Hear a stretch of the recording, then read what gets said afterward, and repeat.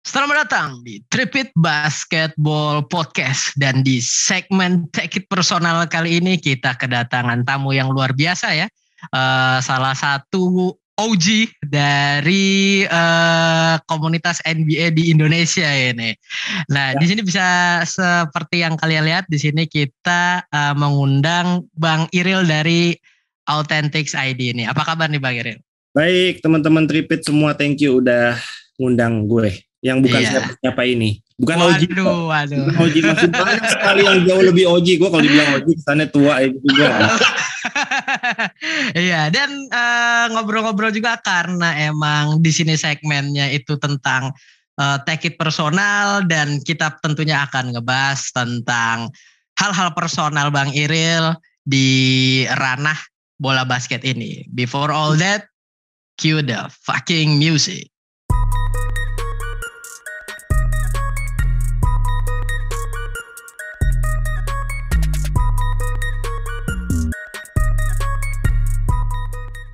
Oke, sebelum kita mulai seperti biasa di sini ada gue Zain ya sebagai hostnya, dan kabarnya alhamdulillah begitu-begitu aja. Dan di sini yang nemenin gue yaitu ada Didit sebagai co-host di segmen Take It Personal kali ini nih. Ini apa kabar dulu nih Didit? Alhamdulillah, ini it's a big honor nih bisa ngomong sama Bang Iril nih. Udah lama gak tukar pikiran. Ini Didit sering ke toko Bang katanya Bang. Oh iya Dit. Udah lama banget. Udah lama tapi Dit gak mampir Dit. Sombong kamu. Aduh, pernah Bang mampir, tapi Bang Iril lagi di dalam kantor gak bisa ketemu. Iya. Nah ini kan karena bintang utamanya di episode kali ini tuh Bang Iril ya. Ini gue jadi ada seperti biasa gitu kan, karena ini segmen Take It Personal juga. Ini gue jadi mau nanya nih Bang. Karena kan yang gue dengar gitu, yang gue kulik-kulik ya, nyari tahu gitu, infonya dulu pernah tinggal di Seattle ya Bang ya. Nah itu tinggalnya udah sekitar berapa lama, dan waktu itu ada urusan apa itu Bang kira-kira? Jadi gue selesai SMA, gue emang udah target pengen kuliah di US. Cuma gue benar-benar nggak tahu, buta sama sekali semua kota-kota di sana tuh yang bagus tuh di mana. Yang gue tahu mungkin cuma LA, SF gitu, kota-kota gede lah ya. Tapi betul. Tapi gue selalu mengingatkan gue bahwa kalau di kota gede itu entah sekolah gue nggak bener gitu. Gue bakal riskan buat jadi nggak beres lah gitu. Jadi bokap nyokap juga waktu itu bilangnya udah deh dicari di kota yang nggak terlalu gede, tapi memang kalau buat sekolah itu bagus dan banyak anak Indonesianya. Dulu jujur gue kurang pede kalau ada di kota yang nggak terlalu banyak anak Indonesianya. Gue takut ada language barrier juga. Gue Inggrisnya juga waktu dulu nggak terlalu lancar ya, belum terlalu lancar, mungkin belum terlalu berani. Karena zaman dulu kan belum ada YouTube, jadi kita mengkonsumsi konten-konten yang bahasa Inggris juga mungkin masih dikit banget. Jadi bisa dibilang nekat ke US tuh nekat, dan akhirnya pilihan gue jatuh ke Seattle karena kebetulan ada beberapa kakak kelas gue di sana, dan anak Indonesianya di Seattle dengan kota sekecil itu anak Indonesianya waktu itu ketika gue datang ada 2.000 orang. Oh, banyak juga ya berarti Bang ya anak Indonesianya ya? Ada 2.000 orang. Begitu gue sampai sana itu udah berasa kayak di Indonesia. Setiap gang pasti ada yang ngomong bahasa Indonesia gitu loh. Jadi ya proses transisinya nggak terlalu sulit lah, karena gue merasa nyaman di sana, dan kalau dilihat lagi, di flashback lagi, gue nggak nyesel sama sekali sih ke Seattle. Itu one of the best experience buat gue. Dan untuk kota Seattle sendiri juga gitu kan, dari Bang Iril itu kalau misal hal-hal apa yang paling memorable lah buat Bang Iril pribadi tuh apa itu Bang? Paling memorable ya? Sebenarnya nggak berhubungan sama Seattle-nya, tapi cerita gue ke Amerika itu, gue sampai di Seattle itu tanggal 10 September 2001 malam. 10 September 2001 malam. Nah, September 11 besoknya itu ketika Twin Tower itu Twin Tower ya. Iya. WTC itu dibom. Jadi ketika gue sampai malamnya, besok paginya itulah terjadi pemboman itu, dan semua benar-benar news di sana kan memberitakan itu sepanjang hari, bahkan 1 minggu full itu beritanya ya tentang September 11. Ya itu membuat gue sebenarnya yang ini gue salah nggak ya ke Amerika ya, kok kayak jadi malah ngeri gini gitu loh, karena ya udah, dan waktu itu sebenarnya kalau mau cerita lucunya adalah salah satu yang dicurigai sebagai terorisnya itu nama belakangnya Darmawan gitu. Dan jadi ketika bokap gue pulang ke Indonesia, itu proses interogasinya karena nama Darmawan itu tuh selalu dapat masalah yang lumayan capek lah gitu loh. Interogasinya jadi lebih lama gitu atau waktunya ya berarti ya Bang? Ya yang pasti mereka kan bilangnya pasti karena ada random check lah, koper pasti dibuka, itu udah hampir pasti. Diacak-acak dan diinterogasi, harus masuk ke satu ruangan khusus untuk ditanyain beberapa hal yang sebenarnya nggak perlu. Ya model-model kayak gitulah, karena memang ada nama belakang yang sama, cuma itu aja sih sebenarnya. Oh iya. Itu kebetulan juga ada sih. Maksudnya mau cerita sedikit juga, temen gue waktu yang ke Jerman itu dia namanya ada Ahmadnya gitu kan. Jadi waktu di Jerman dia ketahan sampai 12 jam sendiri gitu. Oh iya. Karena waktu tahun-tahun itu tuh emang tahun-tahun itu ya gitulah, banyak masalah sih sebenarnya. Tapi di situ pun juga maksudnya kan di Seattle sendiri kan tetap Bang Iril jalani gitu ya, sebagaimana yang Bang Iril pingin gitu. Nah ini masih soal kota Seattle dulu nih. Ini kan berarti karena kan gue kan baru tahu ya ini kan dari Bang Iril nih ya. Pertama kali bikin Tripit, terus ngefollow Authentics itu udah tahu Bang Iril sebagai fans OKC Thunder gitu. Nah, berarti kan dulunya ini fans Seattle Supersonic berarti ya Bang Iril? Betul. Kalau tadi lu tanya yang paling memorable adalah salah satunya juga buat gue adalah nonton Seattle Sonics buat pertama kalinya. Dan ketika gue di sana itu adalah udah lewat eranya Sean Kemp dan Gary Payton, itu transisinya ke gue pertama kali nonton itu ada Ray Allen, ada Rashard Lewis, ada siapa lagi ya, ada Nick Collison, ada banyak lah. Jadi itu masa-masa yang menurut gue itu memorable banget, karena ya memang sekarang kita udah nggak bisa nikmatin lagi kan Sonics gitu. Benar. Ini Adam Silver ya, tolong dibuka lagi lapangannya Sonics. Amin. Jangan gitu ya. Jangan, kalau memang belum pasti, gue minta tolong jangan PHP-in orang karena Adam Silver tuh kadang suka muncul aja. Oke, we're planning to open about extension team dan lain-lain. Gue bilang kalau mau PHP jangan sekarang deh. Kasihan orang Seattle tuh ngarep banget. Mungkin teman-teman di Indonesia tuh nggak tahu seberapa pengennya orang Seattle tuh punya tim basket lagi, walaupun kita tetap masih punya tim basket cewek ya, WNBA, cuma memang Seattle Storm itu kan ya menarik minatnya nggak seperti Seattle Supersonics gitu. Betul. Ini soal memorable banget ya. Tapi di episode yang sebelumnya gitu kan, Rana bilang kalau kota basket yang di Amerika tuh ya kota Indiana gitu kan, karena emang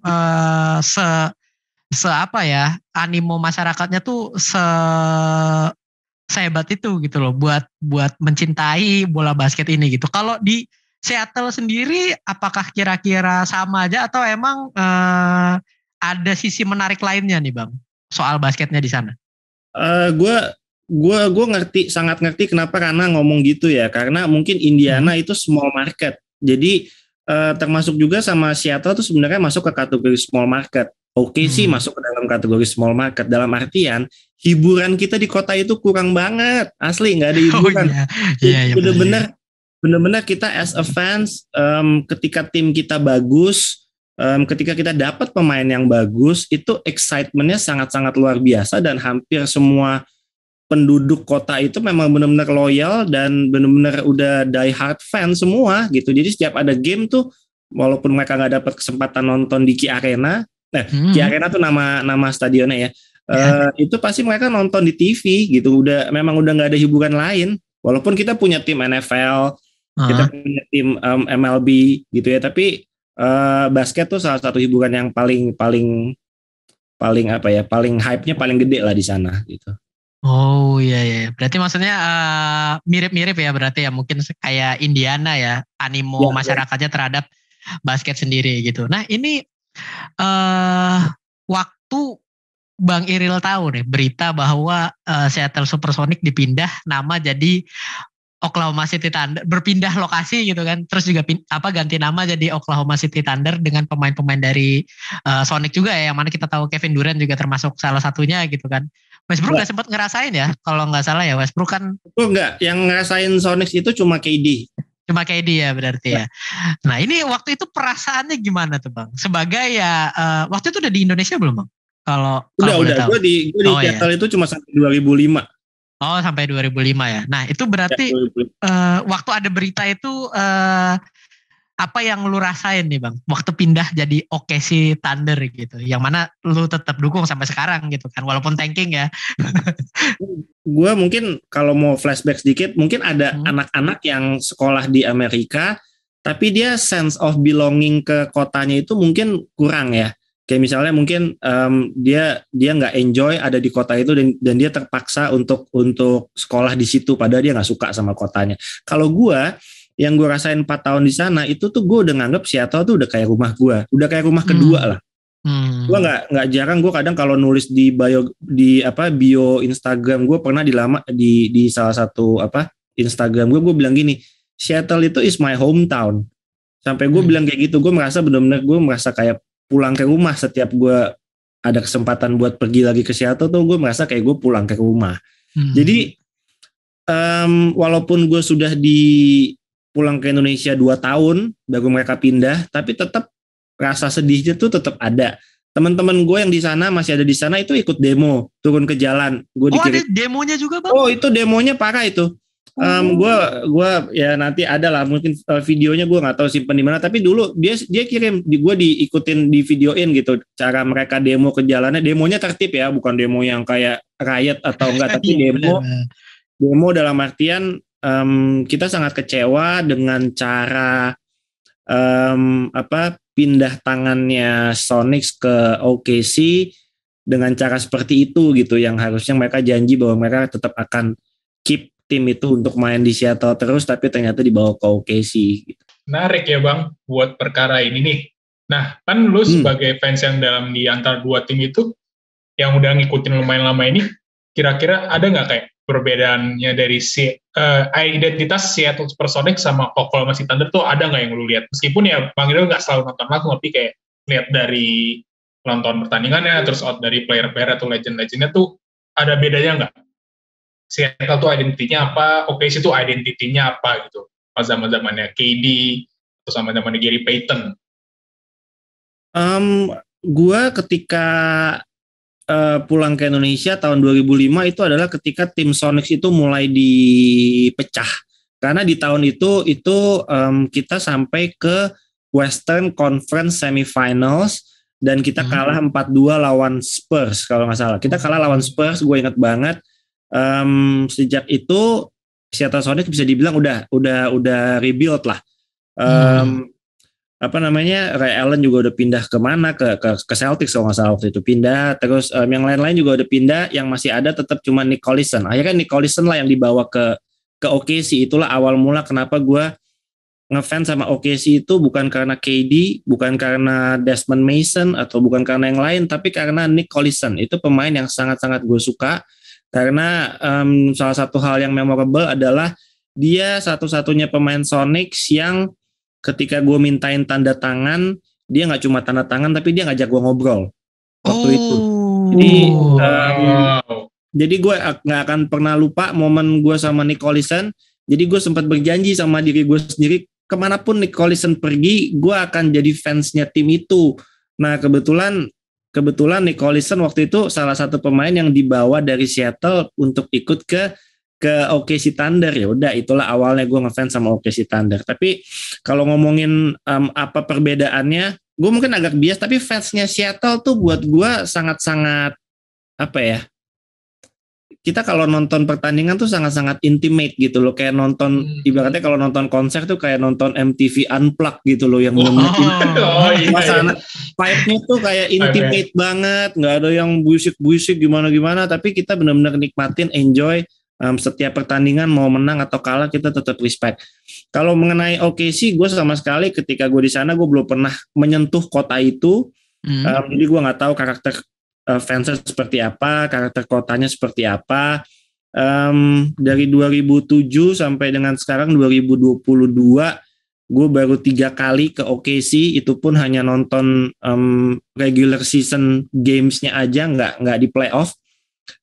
Dan yang gue rasakan ketika gue nonton di Chesapeake Energy di OKC itu memang apa ya, gue merasakan vibe yang sama dengan penontonnya Sonic sih ketika gue di sana. Mereka memang benar-benar loyal, mereka memang benar-benar die hard, tapi nggak yang apa ya, nggak yang kasar ataupun suka trash talk gimana-gimana ya. Lebih banyak orang tua, lebih banyak family. Jadi kayaknya laid back lah. Kalau kita bilangnya laid back gitu, nyantai. Kita nggak coba cari konfrontasi dengan siapa-siapa. Jadi tipikal fansnya bisa dibilang mirip sih Seattle sama OKC. Cuma memang ketika pertama kali gue akhirnya ngefans sama OKC setelah beberapa tahun, gue kayaknya kalau nggak ke OKC kayaknya ada yang salah ya. Lu ngefans sama satu tim tapi lu nggak pernah ke kotanya gitu. Akhirnya gue waktu itu bilang sama istri gue mau pergi sendiri ke Amerika. Gue izin beberapa hari. Dia nanya mau kemana, ke OKC. Gue bilang OKC apaan tuh gitu, ada apaan di OKC gitu. Iya benar. Ada apaan tuh? Apaan di OKC kan gitu. Google juga, kalau gue Google Oklahoma City juga paling gue lihat sapi, kambing gitu kayak pedesaan. Gak jelas gitu kan. Jadi gue bilang ya udah, gue nggak mau lama-lama, pokoknya gue mau nonton OKC paling dua kali home game, habis itu gue pulang. Gue bilang gitu. Ya udah, tapi emang setelah gue sampai sana, gue merasakan bahwa OKC itu secara kota itu sangat tidak ada apa-apa, sangat tidak ada apa-apa. Kalau sama Cleveland bang? Cleveland gue belum pernah. Cleveland gue belum pernah. Tapi gue sangat kaget. Begitu gue sampai ke OKC, di situ gue baru mikir yang pantesan aja ya nggak ada free agent yang statusnya bintang tuh mau main buat OKC gitu. Kalau nggak kita paksa atau kita kasih offer yang gimana, itu nggak akan ada yang mau main di situ. Nggak akan ada apa-apa itu di OKC. Aduh, kena jam. OKC kena jam. Jadi memang bener-bener hiburannya ya bisa dibilang cuma nonton basket itu. Oh iya. Nggak ada apa-apa. Gue kebetulan ada yang nemenin di sana, ada orang bulenya yang nemenin. Kebetulan dia waktu itu kerja di Chesapeake Energy, itu sponsornya OKC, dan kemana-mana gue ditemenin sama dia, jadi kayak tour leadernya lah. Gue tanya sama dia, di sini makanan yang paling enak apa? Dia jawab pho, makanan Vietnam. Itu yang paling makanan Asia bang, yang paling terkenal di OKC itu makanan Vietnam. Gue bilang nggak ada yang bagus apa ya. Tapi wah, gokil nih. Gue akhirnya bener-bener itinerary gue di sana cuma nonton game. Misalnya gue nonton hari Senin gitu ya, hari Selasa gue cuma makan pho. Habis itu hari Rabu gue nonton game lagi, hari Kamis gue pulang ke Indonesia. Bener-bener gue nggak bisa menikmati kota itu dan emang nggak ada apa-apa gitu. Jadi kesannya random trip aja gitu ya bang. Benar-benar udah gue mau menikmati aja nonton OKC di Chesapeake kayak apa. Tapi kalau ditanya nyesel nggak ke sana nonton langsung di Chesapeake dan lain-lain, itu salah satu stadion yang menurut gue ketika waktu itu mereka mainnya masih termasuk tim yang elit lah ya, masih termasuk tim yang bisa dibilang contending.